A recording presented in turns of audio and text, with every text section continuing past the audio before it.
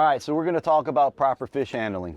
A little bit for when you want to harvest a fish and get some good photos. And then secondly, we're going to talk about proper fish handling if you plan on catch and releasing, or hopefully tagging them if you have a tagging program around you.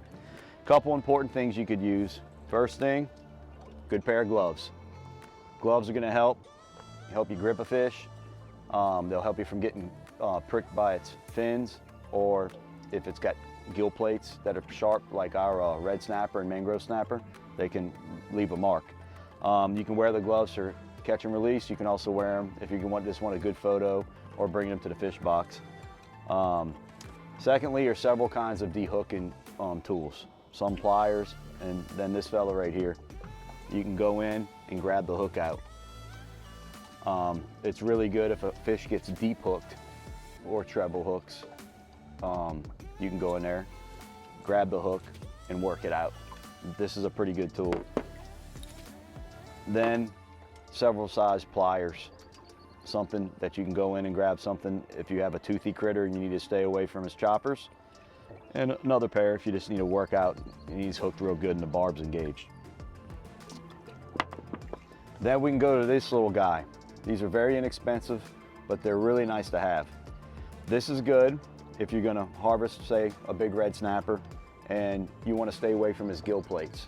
You can put this in their mouth, or if you have a client that doesn't like really holding a fish and doesn't know how to hold a fish, put this in its mouth, you can lock it down. It's like a plastic pair of vice grips almost.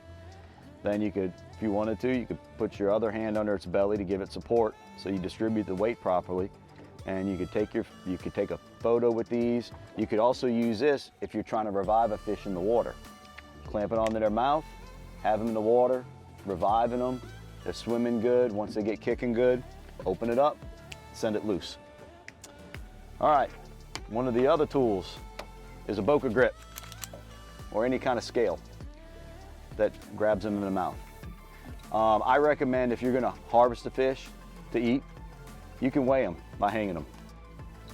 If you're gonna release the fish, it's not really good to hang them. All that body weight on their jaw can and has been proven to cause some issues further down the road.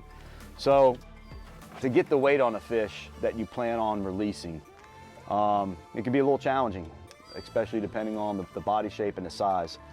A couple people are making slings for catch and release weighing fish.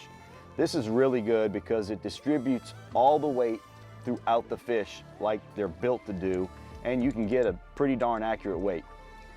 You can use a digital scale on these. You can actually use the same boca grip. They're designed to clamp the boca grip on, hang the fish, and get a weight. Pretty cool mousetrap here. And I think that's about it. Oh, one other little tip.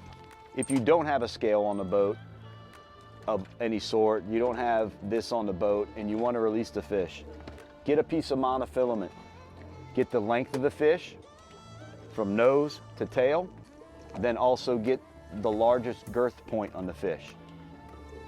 Wrap it around it, cut it exact on both pieces of mono, put it in your pocket. You can go back, you can go to several different websites, IGFA, other Billfish Foundation. There's even apps for your phone. You could type in length, girth, and it's gonna get you pretty close. We've played around with it and it's within 10% a lot of the times.